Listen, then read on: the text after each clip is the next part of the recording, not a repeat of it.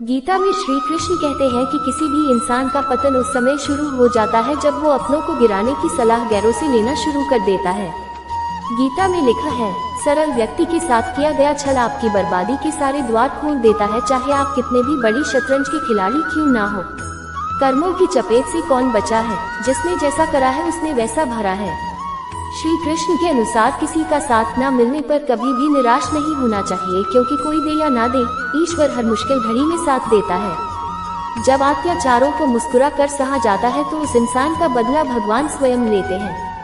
गीता में श्री कृष्ण कहते हैं कि मनुष्य को कभी भी अहंकार नहीं करना चाहिए। अहंकार मनुष्य से वह सब करवाता है जो उसके लिए सही नहीं है। अंत में यह अहंकार ही उसके विनाश का कारण बनता है। इसलिए जीवन में जितना जल्दी हो सके अपना अहंकार त्याग दे। गीता में श्री कृष्ण कहते हैं, जो व्यक्ति स्पष्ट और सीधी बात करता है उसकी वाणी कठोर जरूर होती है, लेकिन वह कभी किसी के साथ छल नहीं करता। गीता में लिखा है, सबसे समझदार और स्थिर बुद्धि वाला व्यक्ति वही है जो सफलता मिलने पर अहंकार में नहीं आता और विफलता में गम में नहीं डूब जाता। गीता के अनुसार अपने द्वारा कहे गए शब्दों की सुंदर रखिए, क्योंकि व्यक्ति चले जाते हैं परंतु उनके कहे शब्द रह जाते हैं। नेत्र केवल हमें दृष्टि प्रदान करते हैं, परंतु हम कब किसमें क्या देखते हैं ये हमारी भावनाओं पर निर्भर करता है। श्री कृष्ण ने कहा है, कमजोर तब रुकते हैं जब वे थक जाते हैं, और विजेता तब रुकते हैं जब वह जीत जाते हैं। गीता में लिखा है, मौन अच्छा है परंतु अन्याय हो तब नहीं।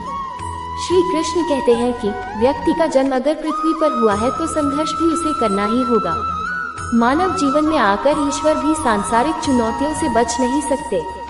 ऐसे में परिस्थितियों से भागने के बजाय उसके सामने डटकर खड़े हो जाना चाहिए, क्योंकि कर्म करना ही मानव जीवन का पहला कर्तव्य है। कर्मों से ही परेशानियों को जीता जा सकता है।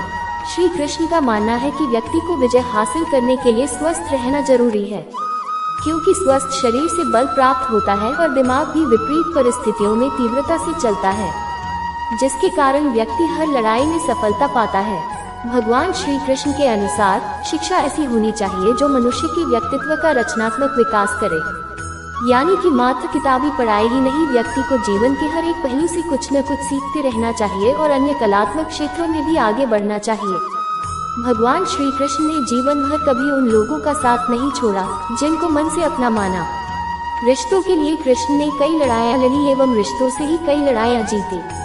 उनकी यही बातें इस बात का संकेत है कि सांसारिक इंसान की सबसे बड़ी धरोहर रिश्ते ही है।